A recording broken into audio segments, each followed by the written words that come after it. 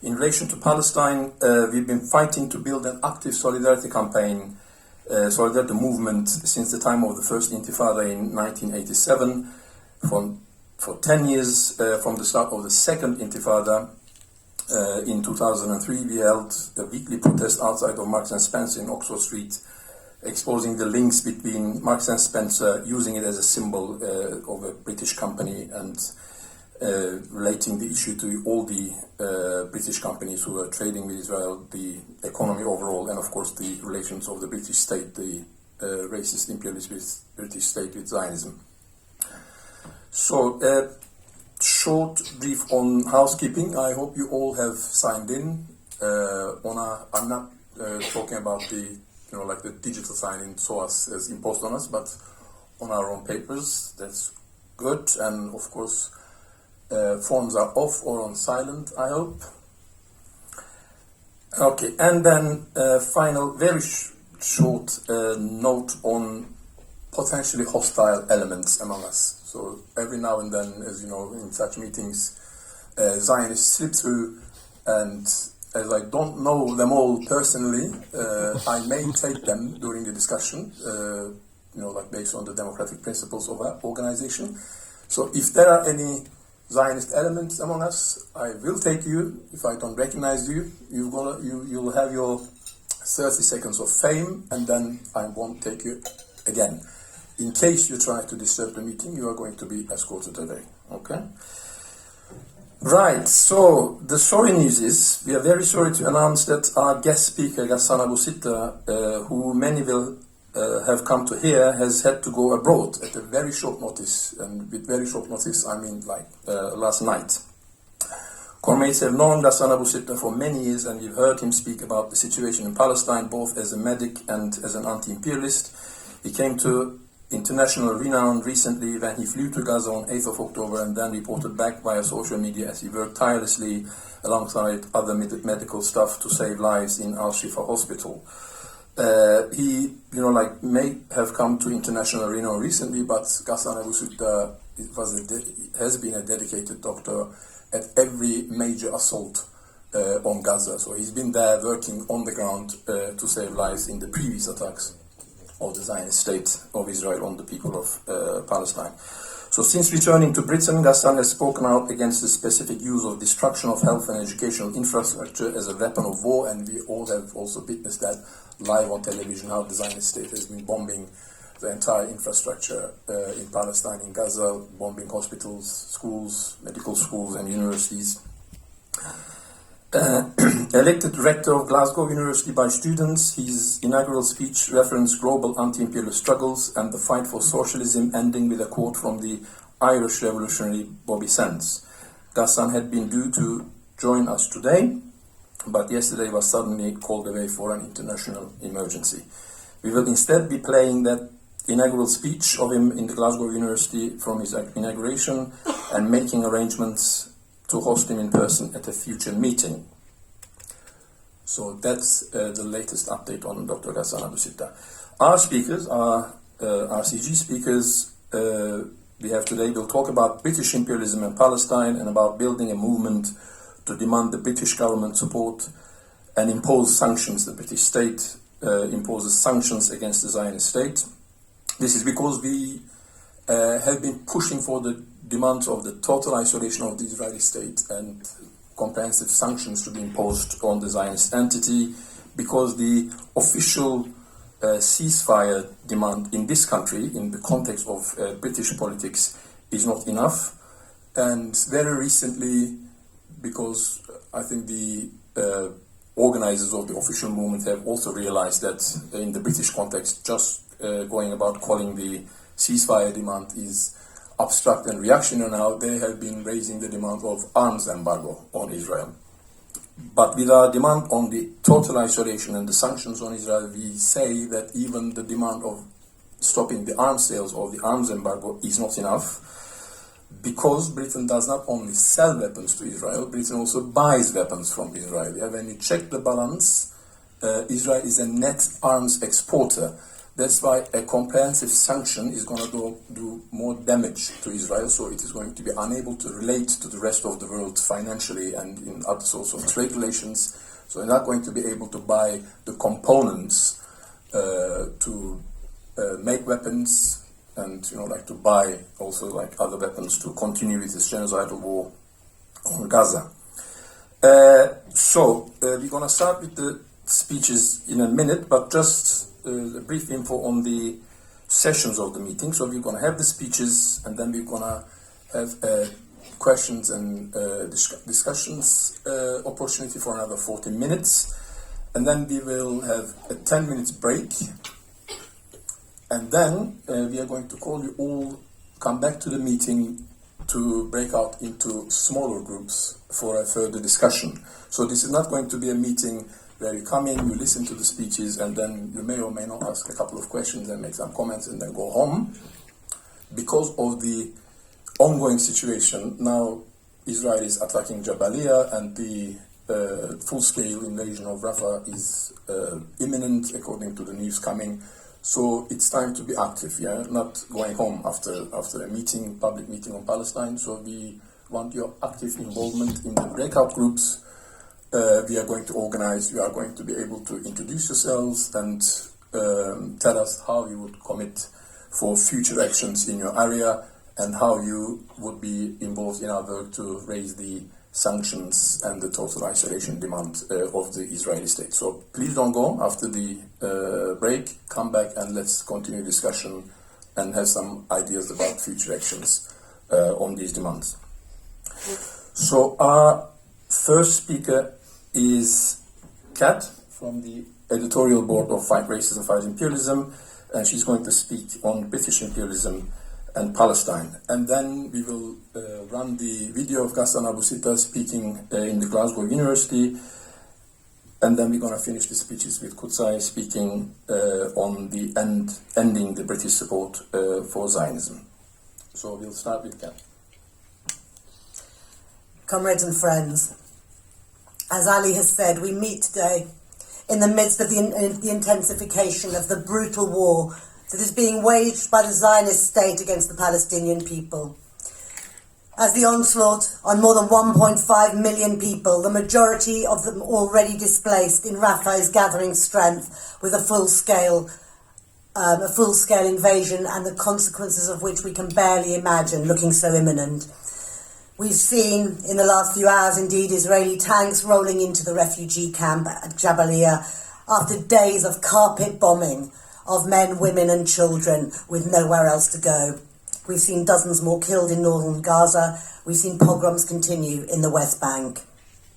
We meet at a time when it has never been more urgent than it is now to build effective solidarity with the Palestinian people and their decades-long struggle for resistance. And we need to build that move. Our job is to build our part of that movement here in Britain. We have to say that for us in Fight Racism, Fight Imperialism, building such a movement must start with the widest possible unity around a concrete movement that demands sanctions against the Zionist state, a movement that completely ends all connections between the imperialist British state and its murderous, monstrous colonial outpost in the Middle East, that it break all connections, diplomatic, economic, political, cultural. We need to isolate Zionism. Without that imperialist support, without the money, the arms, the weapons, the political cover, the cultural legitimacy offered by charades like the Eurovision that's just taken place in Malmo, we understand that without all of that, Zionism could not exist. Imperialism is at the root of Israel's occupation of Palestine.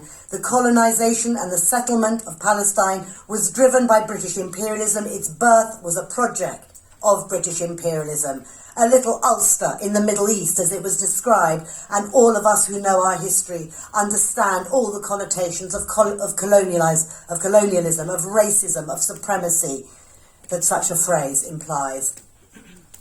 The continued existence of the Israeli state remains only possible because of that financial, military and diplomatic support from Western imperialist powers, the United States, of course, but close behind Britain. So the struggle of the Palestinian people against Zionism for liberation is inevitably an anti-imperialist one, and our solidarity must take the same form. It must, in its very essence, be a struggle against imperialism, and as I've said, for us, against British imperialism. The unholy ties that bind Britain to the Zionist project take many forms, but none are more drenched in blood than that military relationship.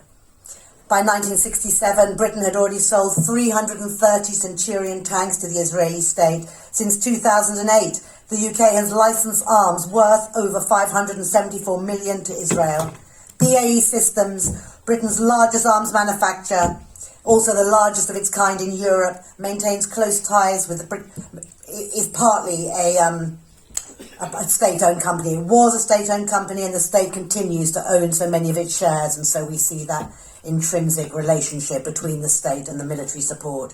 BAE is one of the major partners, as people probably know, in the manufacture of the F-35 and Eurofighter Typhoon jets, the former used by Israel in its genocidal assault on Gaza, the latter by Saudi Arabia during its genocidal assault on Yemen. Much of Britain's support today for Israel comes in the form of essential components for military vehicles and weapons. Yet Britain not only sells weapons to Israel, it intervenes directly in the region. Since December 2023, the British military has flown 50 surveillance missions over Gaza, which the government said was to support ongoing hostage rescue activity, but is clearly working in alliance with the IDF. The British military collects intelligence on behalf of the IDF, and British intervention most recently has also included its attacks on Yemen, on the Houthis, whose exemplary solidarity with the Palestinian struggle we salute, as it continues to disrupt all shipping in the Red Sea, one of the main arteries of international trade. And we've seen US and British airstrikes against Yemen. However, as Ali said, we have to be clear, to call simply for an end of shipments of arms to Israel is to tell only half the story, less than half the story, because, and of course, today you'll have seen our Foreign Secretary, David Cameron, once again rejecting a call to stop arms exports to Israel, whatever they do, saying it would be to arm Hamas. But as Ali said, the Zionist state exports more arms than it imports. It was the 10th global arms exporter between 2017 and 2021, so the 10th largest global arms exporter. Elbit Systems, the Israeli weapons manufacturer, which supplies up to 85% of IDF's land-based equipment, has 9 British production sites. Fewer than it used to have because of the exemplary action of Palestine activists in shutting them down, and again, we salute their struggles. From 2018 to 2020, that's the latest figures, we know it's ongoing, Britain bought £46 million worth of Elbit equipment. Rafael, an Israeli arms company specialising in missiles, also operates in Britain, recently acquiring a factory in Newcastle, which comrades in Fight Race and Fight Imperialism have been centrally involved in campaigning to shut down. Britain has used Israeli drones and missiles in its imperialist wars in Afghanistan and Iraq, and both Elbit and Rafael are completely enmeshed in Britain's so-called defence system supplies. British and Israeli security forces collaborate with, for example, Israeli brief cam technologies sold to British police forces, to local councils, to educational institutions, and to the NHS. And of course, Israeli technology, in a neat tie-up of the racism of Zionism and the racism of the British state, is used in the policing of migrants arriving in this country in small boats. We understand that British imperialism, driven as it is by the relentless need for capitalism to expand, has spread its financial tentacles all over the world. And in pioneering the creation of Israel as a client state in the Middle East, an outpost from which it could control an oil-rich region so crucial to the functioning of global capitalism, its banks have been centrally involved in financing that project. Britain is utterly embroiled in the Israeli economy. 2 of Britain's biggest banks, HSBC and Barclays, are amongst the 6 biggest European backers of companies doing business in illegal settlements in the occupied Palestinian territories. Even before the current war began, between January 2020, August 2023, HSBC and Barclays provided nearly $25 billion to businesses whose activities the UN believes, in a slightly mealy-mouthed way, raised particular human rights concerns in the illegal settlements. Legal & General, major financial institution in Britain, invest in companies that include Israeli military and chemical institutions. Walk down any high street in the country and you will see on every side commercial outlets, Sainsbury's, Tesco, M&S, McDonald's, whose profits are built on the dispossession of the Palestinian people. Sainsbury's sells products produced in illegal settlements, La Mehadrin, built on land illegally stolen from Palestinians. British supermarkets import over 77 million in Israeli agriculture annually. And as we know, McDonald's had not only continued to do business in Israel before it felt the need to flog its local franchise, it actively participated in fueling the Zionist war machine by giving thousands of free meals to the Israeli military, even while the people of Gaza faced famine. And since we are here in SOAS, this august cultural academic institution, let us come to universities, indeed the whole of the academic sector, which is utterly complicit in the oppression of Palestinians. An investigation of 44 British universities led by Open Democracy found that they had accepted £100 million in funding from arms companies over 5 years, including the US-based company RTX, which manufactures in Britain and supplies the Zionist Iron Dome system. In 2022, British universities had over £422 million invested in companies complicit in Israeli apartheid. And this includes SOAS with 2 million. And, again, with great respect to the encampment outside. SOAS, which likes to pose as a progressive institution, has hosted fascistic speakers like the former Israeli ambassador to Britain and Benjamin Netanyahu's spokesman, Mark Regev. And it has been active in its persecution of pro-Palestinian students who have demonstrated on campus. And as we see the student movement in support of Palestine escalating in the United States, and comrades are going to speak more about that later, we understand that these protests here in universities in Britain are absolutely key to building the movement. And of course, behind British weapons support, financial, commercial, cultural support in every way for Zionism, stands the British state. And we've seen that in the stance adopted not just by the governing Conservative Party, but of course by the Labour Party as well. We've seen the current government pledge over and over its support for Israel, its willingness to smear, criminalise all those who stand with the Palestinian people and their legitimate resistance, its refusal to stop arms trade, its refusal to do anything than stand full square behind the genocidal war criminals of the Israeli state. But if we come on to Labour, of course, Keir Starmer infamously declared that the Israeli state had every right to deny food, water and medicine to Palestinian children very early on in this brutal war. But we need to be very clear, it is not all about Keir Starmer. He is just the latest, the most crass incarnation of decades of unwavering Labour support from Zionism since the very inception of Israel. Labour supported the Balfour Declaration in 1917. It supported the bloody repression of the Great Arab Revolt in the 1930s. It went beyond even what the Zionists were calling for in demanding the expulsion of the Palestinian people as the Jewish people moved in to make space for them.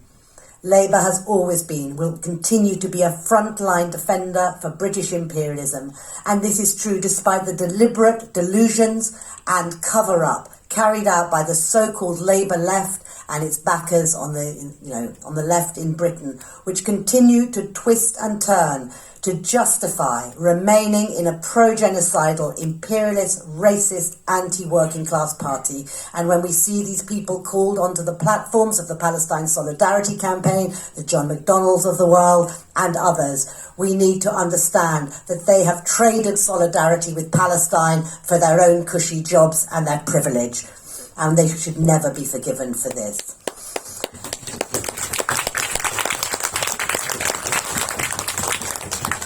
And, we saw insidious manoeuvres which exposed the redundancy of the parliamentary system in February as the Labour Party engineered a meaningless vote to ensure it would never be exposed on its refusal to make even the most limited and ineffective demands for a ceasefire in Gaza. And I will say we should expect no different from a party that has shown its contempt, not just for the working class and risen people in Palestine, but consistently in Britain as well. And that, is an enemy of the working class in Britain as well. And we've seen its racist rhetoric about preventing migrants in small boats coming to our shores and welcoming, of course, in a kind of story you couldn't make up, the most racist, the most anti-immigrant, the most vicious Dover MP from the Conservatives willingly into its ranks. Small thing, but it symbolises. We need to talk briefly about a ceasefire and the call for a ceasefire, because many people have voiced that call in their horror and their shock at what they've seen going on in Gaza, and one can understand that people want that horror to stop. But what has actually happened is that organisations that should have been leading solidarity in this country, organisations like the Palestine Solidarity Campaign, that should have given expression to the anger and solidarity that exploded onto the streets of Britain, that should have mobilised that, again, for a real movement in solidarity with Palestine that challenges British imperialism in every form and at every turn. Instead, the Palestine Solidarity Campaign reduced solidarity to the lowest common denominator, a slogan that will do least to challenge the British state or its own allies on the Labour left and in the trade union movement, in making ceasefire now its central demand, its only demand. These opportunists have chauvinistically dictated what the Palestinians should do while pandering to the genocide deniers in government and appealing to their bourgeois respectability sensibilities. So desperate is the PSC not to rock the boat. It has attacked branches of its own organisation for their support, their explicit support of the Palestinian resistance, and they have banned a meeting organised by their Birmingham branch at which Leila Khaled, a PFLP activist, a great leader of the Palestinian movement, had been going to speak. They banned it. On national demonstrations, it has capitulated to the political boundaries set by the Metropolitan Police, who are agents of the British state in their attempts to repress solidarity with Palestine. It has continued to platform as MPs whom, as I've said, have sold out the struggle of the Palestinian people in practice. We have seen the same thing from the trade union leadership, and we cannot look to them for leadership of a solidarity movement. Again, perhaps no great surprise, given their consistent failure to defend particularly the poorest workers in this country, the most marginalised, as the British state ramps down on benefits, on migrants, on pay, on austerity, etc., the cuts we've seen. But their stance on Palestine has been particularly abject. The General Secretary of one of Britain's biggest unions, Unite, Sharon Graham, actually banned union members from taking Unite banners on Palestinian demonstrations. She denounced industrial and political action against arms factories, against genocide of the Palestinians, putting the jobs of arms workers, for the most part, some of the most privileged workers in this country, above the lives of Palestinians. The TUC statements on Palestine since October the 7th all begin with, first and foremost, a condemnation of the Palestinian resistance and the events on the 7th of October. This is not solidarity with Palestine. This will not bring the masses out in support. This will not give leadership. The trade unions instead put first their ties and their loyalty to Labour. And yet, that's the miserable bit. The encouraging bit, the inspiring bit, has been the instinctive solidarity with Palestine that we have seen internationally and here in Britain rise up despite the lies, despite the media coverage, despite the politicians, despite the unions, despite the Labour Party. In their hundreds and thousands, people have come out in this country, and particularly people from Asian and Muslim communities have shown their solidarity with Palestine and shown that it will not be squashed. People understand, and we in the RCG, as communists, as socialists, we understand that there is a direct correlation between British imperialism abroad and racism here in Britain. The enemies of the Palestinian people are, we find, our enemies too. So, We need to turn our back on the false friends of the Palestinian people and reach out to all of those who want to give principled, consistent and anti-imperialist solidarity to Palestine. As Lenin said, we need to go deeper and lower into the working class. We have everything to gain from building a movement that challenges British collaboration with Zionism. We have everything to gain from a sanctions movement that is anti-imperialist, anti-racist, uncompromising in its solidarity with the Palestinian struggle against occupation and for liberation. Leaders of the Palestinian movement have called for solidarity. They have called for sanctions. And we hope today's meeting can be a springboard for building such a movement. Isolate the Zionist state. Sanctions now.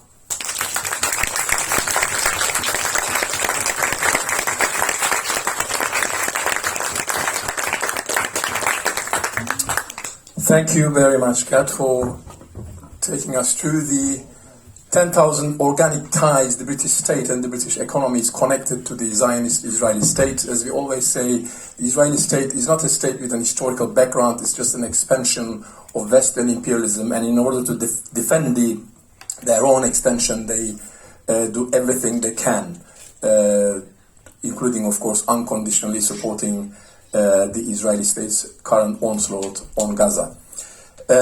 Thank you also talking about the treachery of the Labour Party, the complicity of the Labour Party, and also the treachery of the official movement. So we are here in a country now with a government in power that is openly supporting the genocide on the Palestinian people, and we live in a country where the government in waiting, presumably there is going to be a Labour government at the next general election, a government in waiting that is also openly supporting the genocide on Gaza. So what is the alternative? What can we do when the official movement is also not pushing the struggle forward, but doing everything to pacify it and to control it fully and to turn it into a force for the electability of the Labour Party? On that question, our comrade Kotsai is going to speak, but before that, we're going to run the inaugural speech of Ghassan Abu Sitta given in the Glasgow University. The Palestinian resistance against colonization and the wave of solidarity on our streets with that resistance, as well as the huge outpouring of anger and rage by the masses of working class people here in Britain, has created a political problem and a political crisis for the ruling class in Britain. The government, the bankers, the politicians, the CEOs, everything is now in crisis. Before the 7th of October, the Palestinian issue, let's be honest, was being pushed under the rug. Despite the great work of many comrades around the country around Israel's barbaric colonization of Palestine, most of the world sat by and watched as Israel continued to annex the West Bank, as normalization efforts were pushed through. Palestinian men, women and children arrested and jailed en masse, and Palestinian leaders murdered daily with impunity. And the whole world sat by and watched before October 7th. Today, the Palestinian cause has been pushed onto the world stage because of what happened on October 7th. Israel's genocidal response, murdering over 35,000 Palestinians in Gaza, reveals not only its barbarity, but its fragility. The bombing of the Iranian consulate in Syria was an escalation that intended to draw Israel's key backers, Britain and the US, into a regional war. Over 9,500 Palestinians from Gaza and the West Bank are now in Zionist jails, over a third of them without charge or trial, along with hundreds, if not thousands, of Palestinians held in military camps. Israel has tortured to death dozens of Palestinian prisoners, including Walid Dakar most recently, and Israel has continued bombing Lebanon using white phosphorus and destroyed most of the infrastructure in Gaza and has directly attacked Iran. Now, more than ever, the poor and the powerless need to take action, and that is what we are seeing. The oppressed people of the world are beginning to take action, because the oppressed, the poor and the powerless see and understand that they have more in common with the people of Palestine than the brutal Zionists who continue to oppress them. despite bombings and imperialist threats and promises. Yemen, one of the poorest countries in the world, is continuing its blockade on the Red Sea. Resistance in the West Bank continues to take on a militant character. The Palestinian resistance in Gaza is holding strong. Hundreds of Palestinian hostages were released from Zionist jails in November. Israel is becoming a pariah in the eyes of the rest of the world, and working class people around the world are looking at their own complicit ruling classes in pure and absolute disgust. In the US, the student movement has taken on a militant character with occupations, rallies and encampments. This is despite over 2,500 arrests and repression by their universities. This movement is drawing on the tactics from and continuing the legacy of the movement against apartheid South Africa, which won significant victories, with many universities back then being forced to divest because they could not withstand the power of the people. So first of all, I need to say solidarity with the global student movement today and the people at SOAS who are following that example.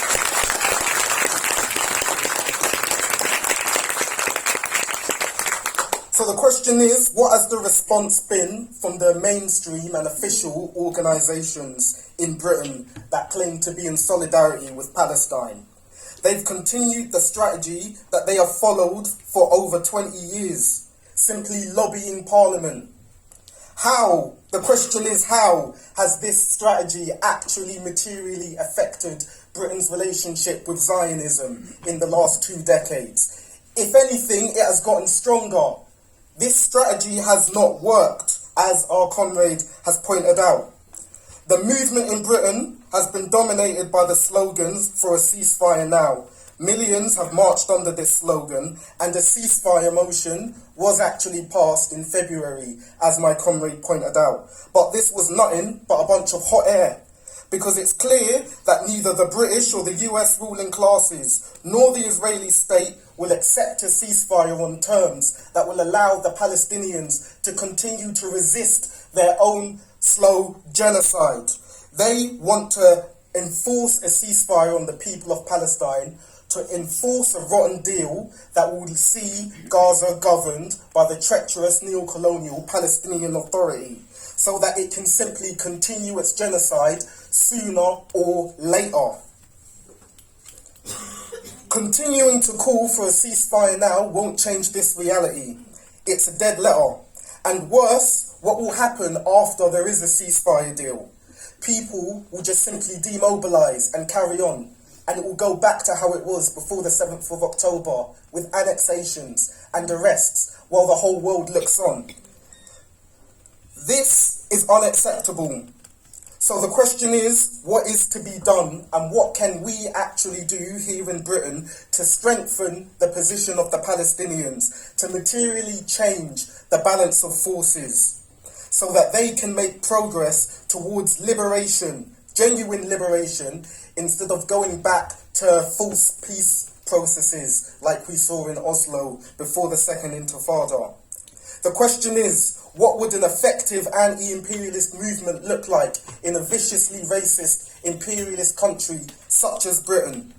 Such a movement would stand in unconditional solidarity with the Palestinian resistance. Such a movement would be willing to confront its own ruling class that is unconditionally supporting such a barbaric genocide. It would not simply lobby it and appeal to its so-called morality, because the criminals in government are not driven by morality. They're driven by their class interests. So you cannot beg them to stop genocide.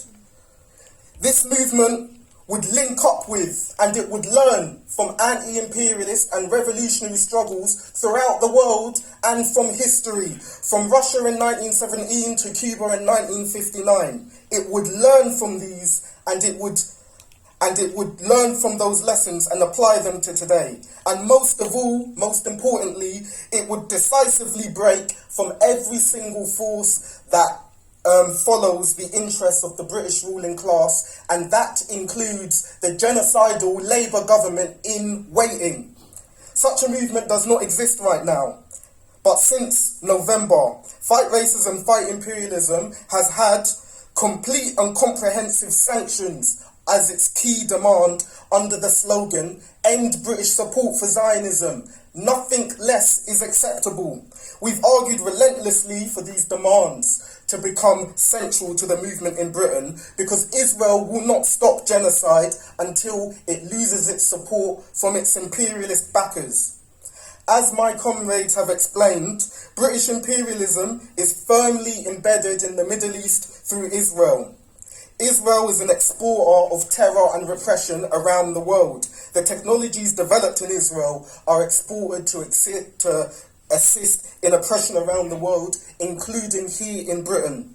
For example, at least 7 racist British police forces have entered into contracts for Israeli Celebrite DNA technologies. Israel's infamous Hermes drones were used in Britain's occupation of Afghanistan.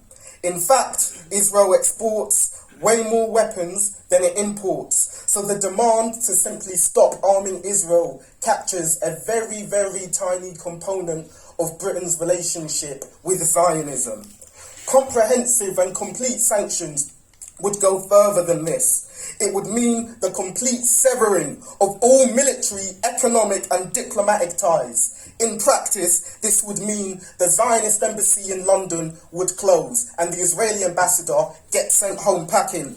Israeli capital would get kicked out of Britain. Over 300 Israeli companies operate in Britain and they would be forced to leave.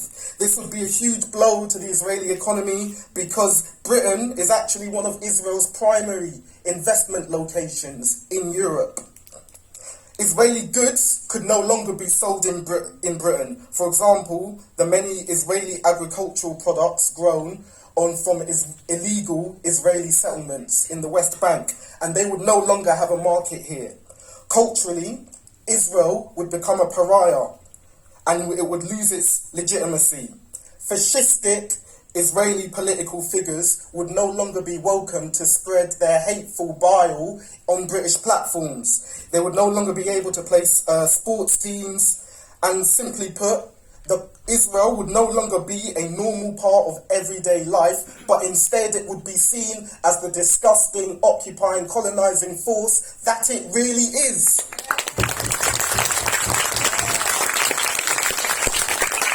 Britain would no longer export arms and military components to Israel, and the British military and police forces would no longer be able to use technologies developed in Israel either.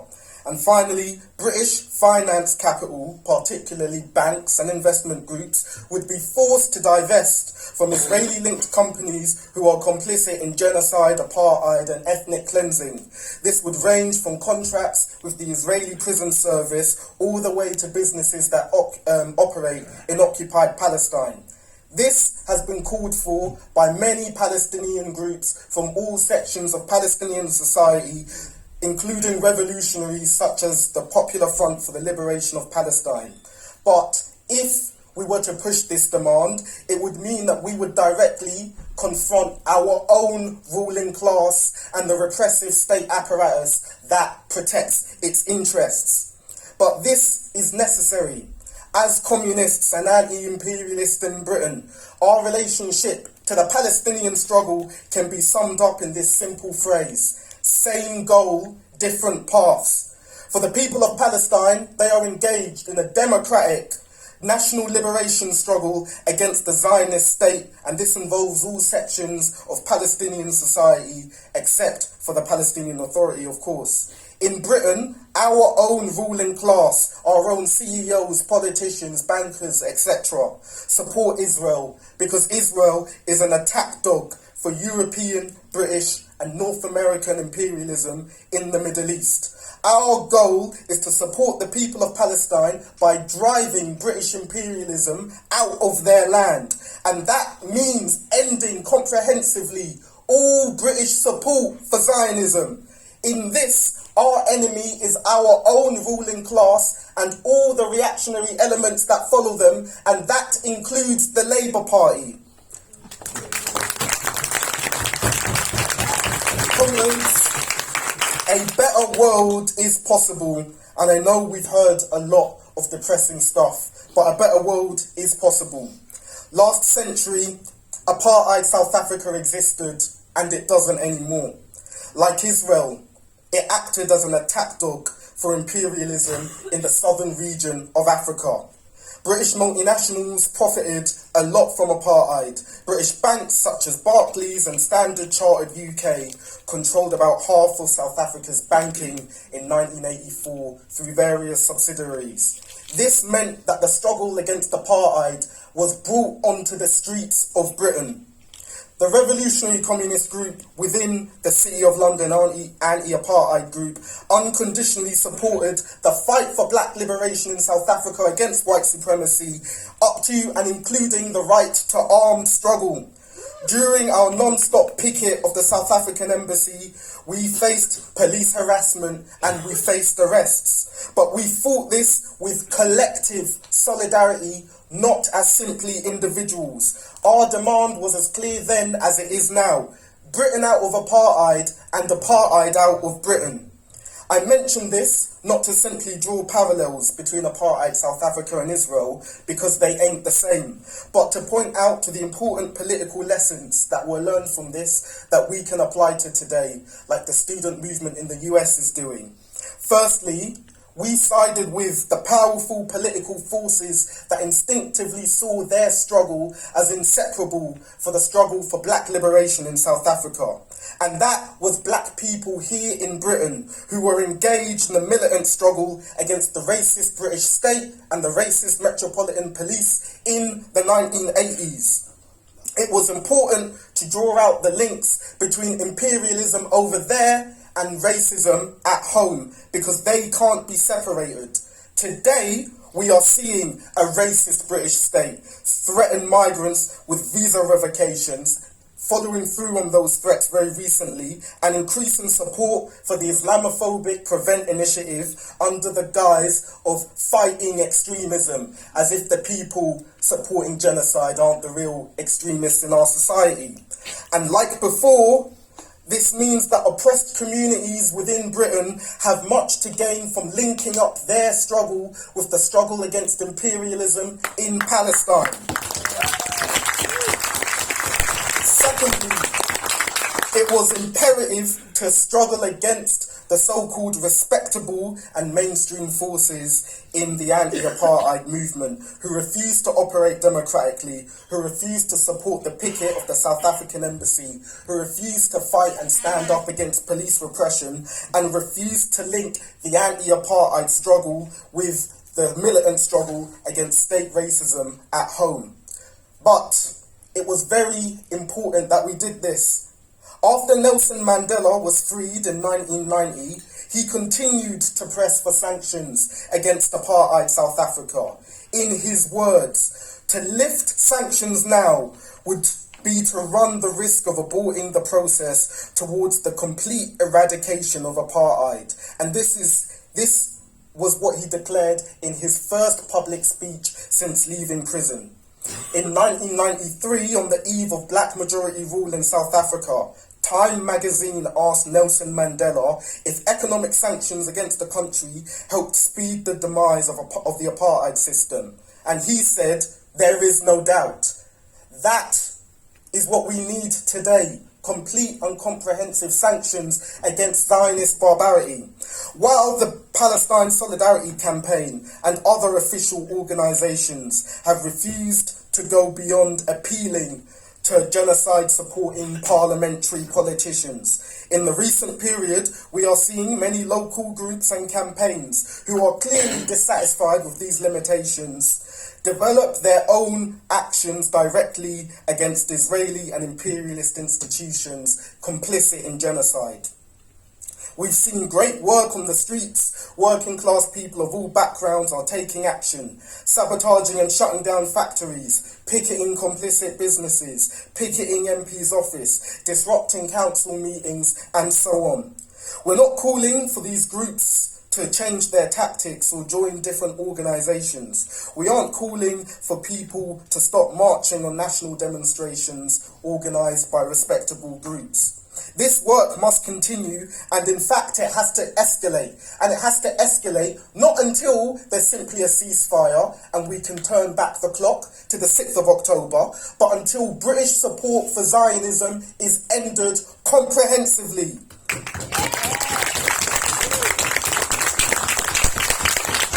There has to be a unified political demand for sanctions against the Israeli state, ending British support for Zionism. At central London demonstrations, for example, we can march together under the slogan, "Isolate the Israeli state, sanctions now." And in this work, because as I said, we're directly confronting the ruling class that oppress us and their repressive state apparatus, there will probably and there may be arrests and police repression. But rather than individuals and individual organisations being left isolated to be hammered by the state alone, we come together collectively and organise the fight back against police repression in solidarity with Palestine, because an injury to one is an injury to all. Comrades, ending British support for Zionism is no easy task, and we can throw all the good ideas we can at you, but that's not enough. If we were to be successful in ending British support for Zionism, that would be making history, and that can feel like a big task if you're an individual. But we have to remember that history has been made before, and history is not made by great men. It's not made by nice politicians. It is made by the masses of people who rise up and struggle against the classes that oppress them. That is what makes history. History is made by collectives. It is not made by individuals. We have to do the work. We have to do the work in building an anti-imperialist movement on the streets of Britain that is truly worthy of calling itself in solidarity with the Palestinian resistance. They have continued to resist for over 75 years with no surrender, despite being stateless, despite having no land, despite living in absolute poverty. For 75 years, the people of Palestine have continued to resist. As Black revolutionary Fred Hampton once said, "If you dare to struggle, you dare to win. And if you dare not to struggle, then damn it, you don't deserve to win." The people of Palestine have learnt that lesson, and they are applying that lesson to today. In Britain, we have to do the same. End British support for Zionism, and victory to the Palestinian people. Thank you.